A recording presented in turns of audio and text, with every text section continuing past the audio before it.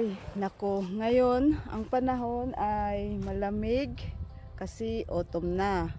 Ngayon naman, ito naman ang aking ibabahagi sa inyo.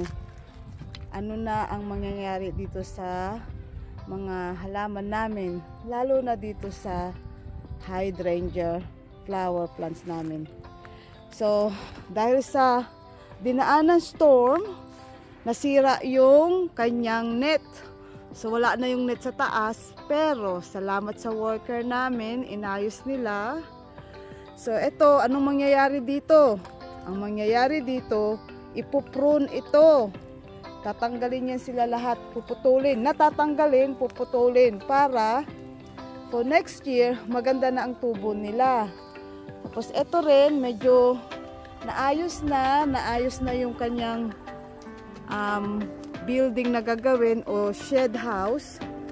Gagawin to shed house. Yan. So ito yung mga halaman medyo hindi na kailangan. Puputulin na yan sila. So abangan natin kung gaano sila kataas sa next year. So yan yung mga halaman na aming puputulin.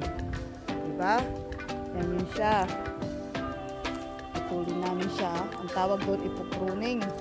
Para maganda ang tubo nila sa susunod na taon. So, marami na tayong magiging bulaklak na pink, green, white.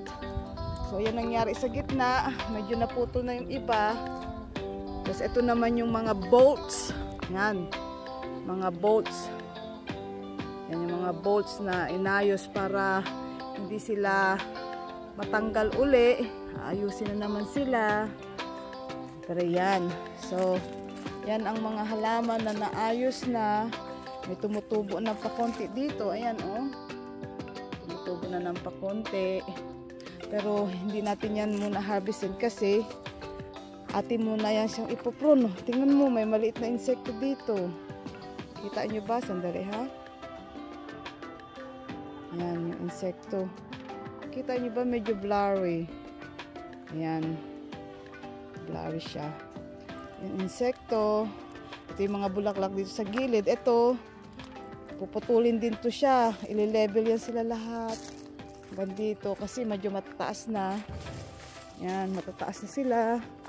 So, titingnan natin. Iba-iba klase ng mga dahon nito. Kala nyo ba? So, ito yung bulaklak dito. Ayusin natin. Ayan. Kita nyo ba? Medyo malabo, no? Siguro sa camera yan. Yan, so lakad ako dito para makita nyo. Yan. Dito na tayo. O, diba? Naayos na nila yan dyan. So, lalagyan nila yung bubong na po, yung cloth. Sa tawag dito, shed cloth. O, diba? Hirap mag-English. So, ito yung mga klase ng mga bulaklak. At kaya malabo siya. Pero okay lang yan siya, guys. Yan naman yung ibang bulaklak dito, guys. Oh, yan, tingnan nyo. Diba? Mga bulaklak dyan. Yan ang kulay ng mga bulaklak. Siya dyan, kulay ng bulaklak. Puti. Yung iba nasa ground. Puti at pink. Tsaka mint green. Yan ang mga kulay nila dito. Tapos, papalaguin natin ulit sila. Ito naman yung mga naayos na. So, hanggang doon sa dulo uli, hindi ko alam kung anong sukat ito, pero papakita ako kung saan nila nilagay yung shed cloth. O, diba? Yung shed cloth. Alam diba yung shed cloth? Ito yung siya. Sandali, guys, ha? Kasi nilagay sa kabila. Ito, tatanggalin nyo ito sila lahat. Ito yung shed cloth. Tatanggal na sila dito. Ayan. Kasi lilinisin. Tatanggal yung mga dahon. Kasi yung iba, makikita nyo may mga butas na. So, kailangan ni-repair sila. So, ayan, ilalagay sila ulit dito. Hanggang ganyan. So, yung shed cloth nila. Hanggang doon sa kabilang dulo. So, mag-shortcut tayo. Aray ko, doon tayo daan. So, iba, ito yung ibang mga halaman na tanim dito sa loob ng farm. Dito tayo, lakad. Yan. So, ito, wala masyadong i-repair dito kasi ayos naman, wala masyadong butas. So ayusin yan. Hindi tayo pwedeng dumaan dyan sa may ano na yan. Kasi iwasan natin na mabutasan. Magkaroon ng butas. Diba?